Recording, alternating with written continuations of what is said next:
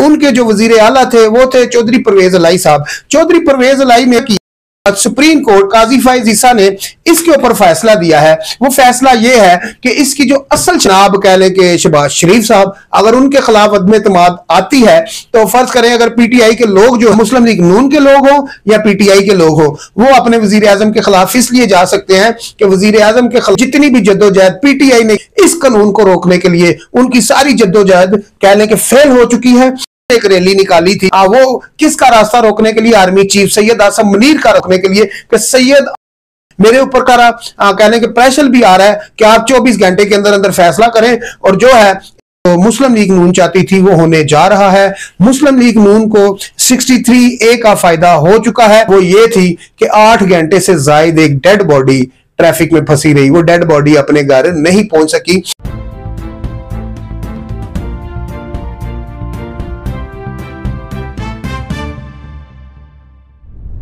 अस्सलामुअलैकुम नाजरीन, चेचे टीवी के प्लेटफॉर्म से मैं हूं सुल्तान और आप देख रहे हैं मेरा डिजिटल चैनल। नाज़रीन, जैसा कि आपको मालूम है इमरान खान ने एहतजाज की जो कॉल दी हुई है मुल्क पाकिस्तान में, आखिर उसकी वजह क्या है, इमरान खान ने ये जो कॉल दी है आखिर क्यों दी है, आखिर इस कॉल का इमरान खान को क्या फायदा होने जा रहा था, या कहा जाए तो जो इस वक्त की मुस्लिम लीग नून पीपल्स पार्टी दीगर जमातों ने जो मिलकर हुकूमत बनाई हुई है वो क्या फायदा था और क्या नुकसान था, इन्हीं चीजों के ऊपर आज हम आपसे बात करेंगे। और नाज़रीन कह लें कि इसी खबर की जानिब आगे बढ़ने से पहले मेरी रिक्वेस्ट है कि आप इस चैनल को लाइक कर दें, शेयर कर दें, सब्सक्राइब कर दें ताकि नई आने वाली जो वीडियो है वो बर वक्त आप तक पहुंच सके। हमेशा मैं आपसे यही कहता हूं खबरों पर नजर रखें, बाखबर रहें ताकि मुल्क की पाकिस्तान की जो कंडीशन है वो आपको मालूम होनी चाहिए। नाज़रीन, सबसे पहले तो हम बात करेंगे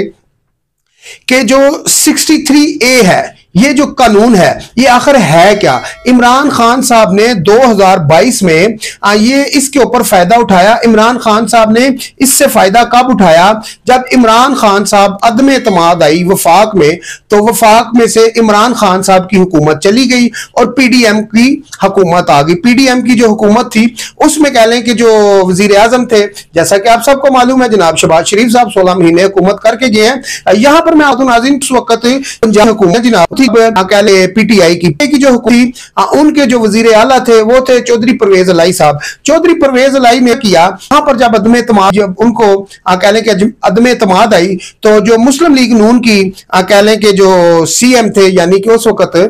कह लें कि हमजा शहबाज शरीफ साहब थे। हमजा शहबाज शरीफ साहब जो सीएम कैसे बने कह लें कि पंजाब के जो मुस्लिम पीटीआई के जो लोग थे उनने जो वोट थी अपनी वो डाल दी जनाब कह लें कि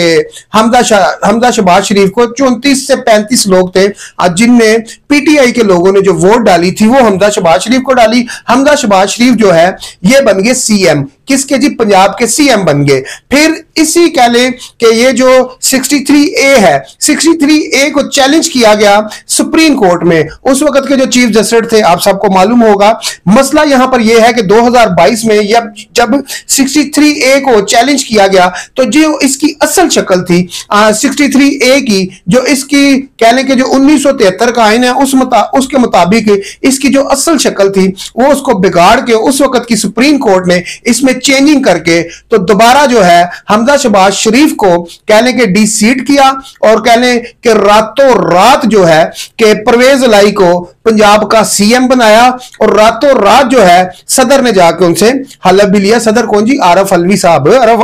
आरफ अलवी साहब ने उनसे हलफ लिया और वो दोबारा सीएम बन गए। अब मसला ये है कि 63A को हर पार्टी छेड़कर अपना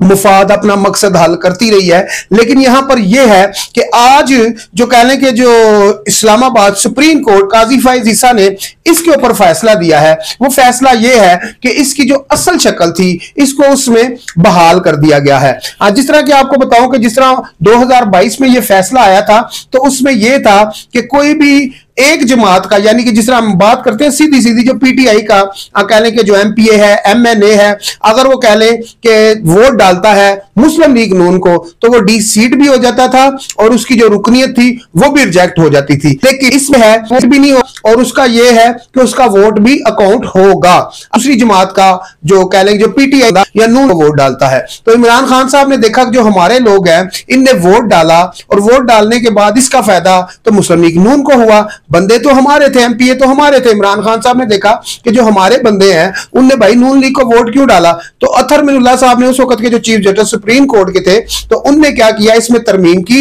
इसमें चेंजिंग की, और उनने ये कहा कि जितने भी लोग आज के बाद ऐसी हरकत करेंगे, यानी कि मुस्लिम लीग नून के या पीटीआई के जो लोग हैं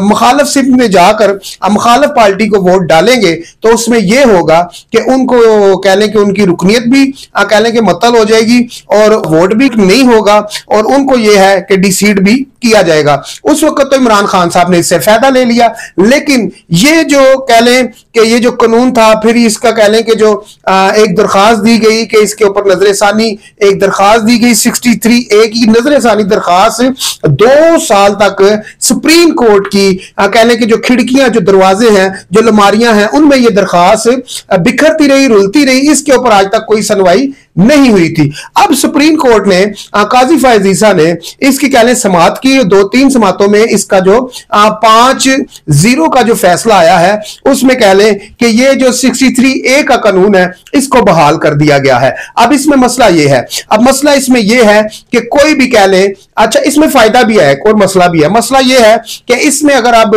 जो पीटीआई के लोग हैं अगर वो वोट डालते हैं नून लीग को नई कानून साजी के लिए, नई तरमीम के लिए, तो उसमें यह है कि जो पीटीआई के जो एमएनए होंगे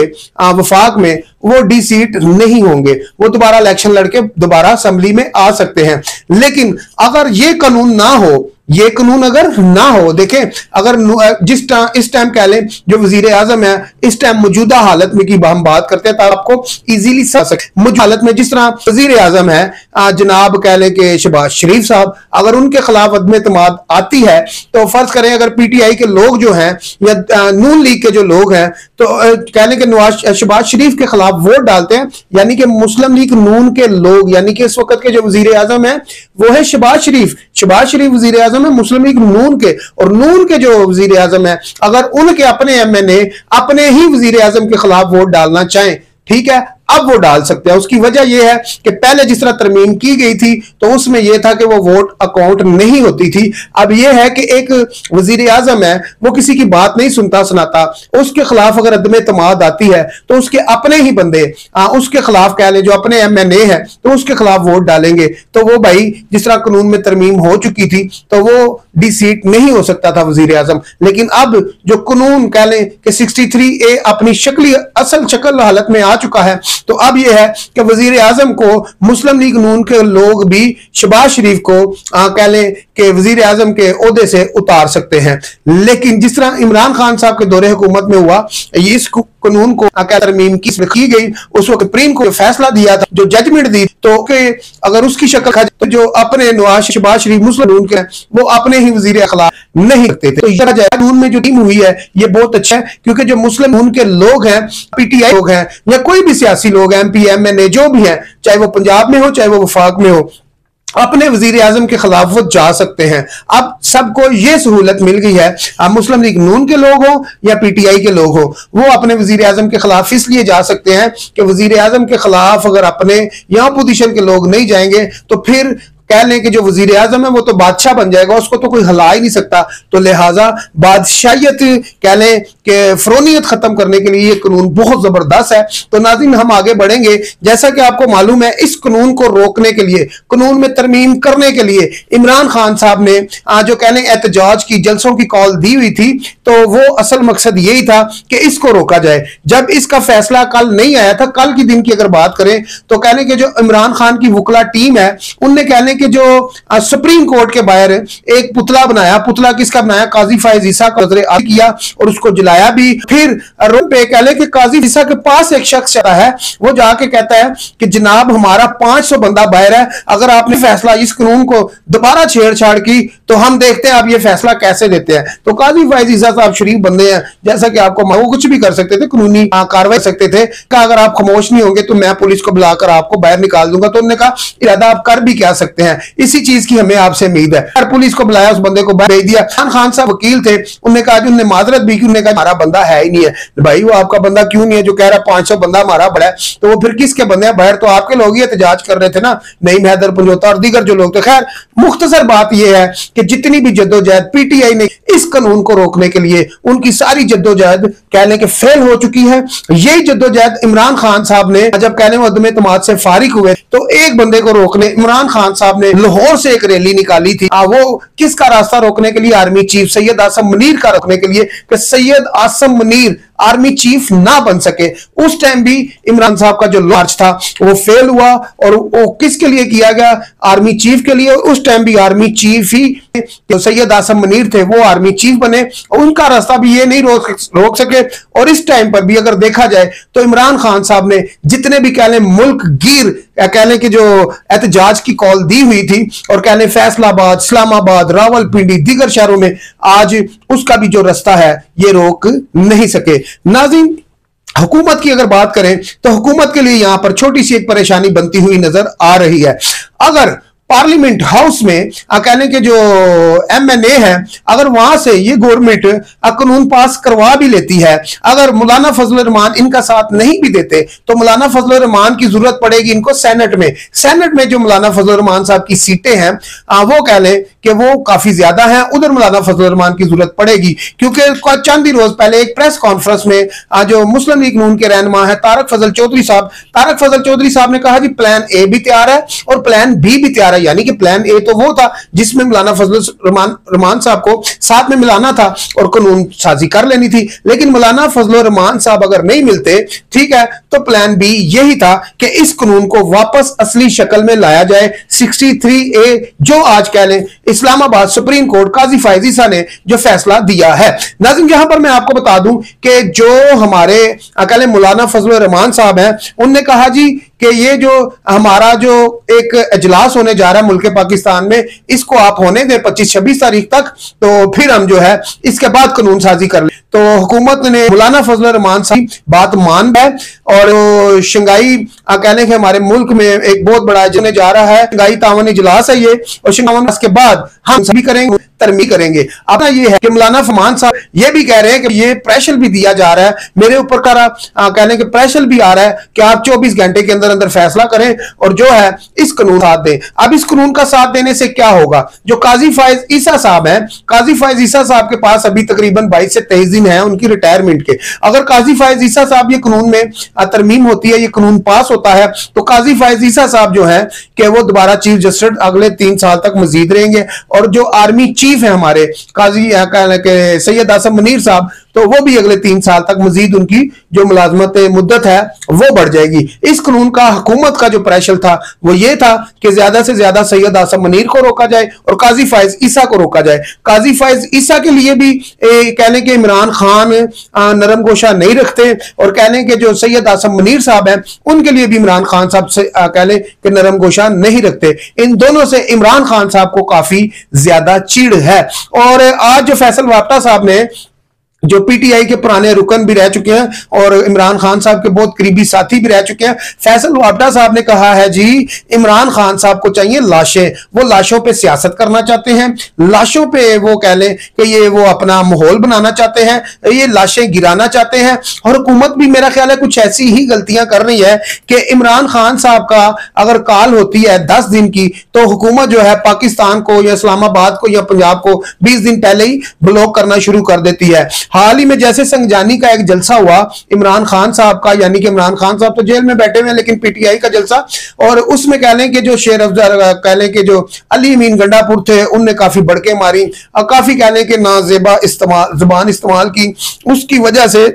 हुकूमत ने अपना 5 करोड़ रुपया लगा दिया किसके ऊपर, कंटेनर लगाने के ऊपर। तो आज भी हुकूमत यही गलतियां करने जा रही है, यही गलतियां करती है। जो कहने के जो ट्रैफिक कवानीन बनाने वाले हैं, ये उनको सोचना चाहिए कि हमने कब कैसे ट्रैफिक को कंट्रोल करना है। आया जो कहने के जो हमारी इस्लामाबाद की पुलिस है या पंजाब पुलिस है, इस कंट्रोल को, इस ट्रैफिक को कैसे कंट्रोल करना है, इस सारे माहौल को कैसे देखना है। तो फैसल वापडा साहब कहते हैं जी इमरान खान साहब को चाहिए लाशें। तो मेरे पास अभी भी मोबाइल में ऐसे मैसेज पड़े हुए हैं, अगर उनको मैं पब्लिक कर दूं ना तो इमरान खान साहब किसी को मुंह दिखाने के काबिल ना रहे। ये कहना है फैसल वापडा का। फैसल वापडा कहता है जी मेरे पास अभी भी मोबाइल में कुछ ऐसे शायद ऐसी कह लें कि जो रिकॉर्डिंग पड़ी हुई है। और फैसल वापडा साहब जो है अमूमन जो है ना वक्तन व वक्तन वक्फा देते हैं बीच में, और फिर एक आधी छुरली छोड़ देते हैं। और वो जो छुरली होती है ना वो जेन्युइन होती है, उनके पास काफी सारे ऐसे सब के ना वो वाइज रिकॉर्डिंग पड़ी हुई है। काफी सारे कह लें कि पीटीआई के जो रहनुमा है, जो वुकला है या एमएनए है, एमपीए है। तो नाज़रीन यहां पर मैं आपको बता दूं कि पाकिस्तान में आखिर जो मुस्लिम लीग नून चाहती थी वो होने जा रहा है। मुस्लिम लीग नून को 63A का फायदा हो चुका है, और कह लें कि इमरान खान साहब को इसका काफी सारा नुकसानात हो चुके हैं। तो इमरान खान साहब का कह लें कि जो आज का 2024 की अगर आज की बात की जाए तो जो एहतजाज है वो भी किसी काम नहीं आया। तो जब इमरान खान साहब ने लाहौर से लॉन्ग मार्च शुरू किया था सैयद आसम मुनीर साहब का रास्ता रोकने के लिए, तो वो भी उनके किसी काम नहीं आया। तो हुकूमत से या इस वक्त की जो कह लें कि जो सिस्टम है उससे हम यही कहना चाहेंगे कि जो इस्लामाबाद और रावलपिंडी के दाखिली और खारजी रास्ते हैं, खुदायरा उनके ऊपर रहम करें। और जो हमारे लोग हैं, जो बच्चे हैं, जो स्कूलों में दफ्तरों में आने जाने वाले लोग हैं, तो ये जितने भी अदारे हैं हमारे जो कह लें कि जो ट्रैफिक के कवानीन बनाने वाले हैं, खुदारा ट्रैफिक को इस तरह ब्लॉक करें कि इस तरह रोकें कि जिस तरह कह लें कि कोई इमरजेंसी होती है तो उसको रास्ता मिल जाए। 8 घंटे से जायद जब पहले दिन कह लें कि जो कह लें कि इनका जलसा था, उर्दू पॉइंट ने खबर रिपोर्ट की थी, और वो ये थी कि 8 घंटे से जायद एक डेड बॉडी ट्रैफिक में फंसी रही, वो डेड बॉडी अपने घर नहीं पहुंच सकी। उसके बाद एक इस्लामाबाद जाने वाले एक ऐसा शख्स था जो रो रो के दाड़े मार मार के रो रहा था कि मेरी बच्ची फोत हो गया, खुदारा रास्ते खोल दो ताकि मैं अपनी बच्ची को अपने घर लेके जा सकूं और रफन दफन का बंदोबस्त कर सकूं। तो जो कह लें कि जो कंटेनर रखे जाते हैं, रास्ते बंद किए जाते हैं, तो खुदारा मौके के ऊपर इन लोग ये बेहतर जरिया को वसीला बनाया करें ताकि ये लोग अपने अच्छे से आ सके। इसके साथ सुल्तान को इजाजत दीजिए, मिलते हैं अगली वीडियो में। अल्लाह हाफिज।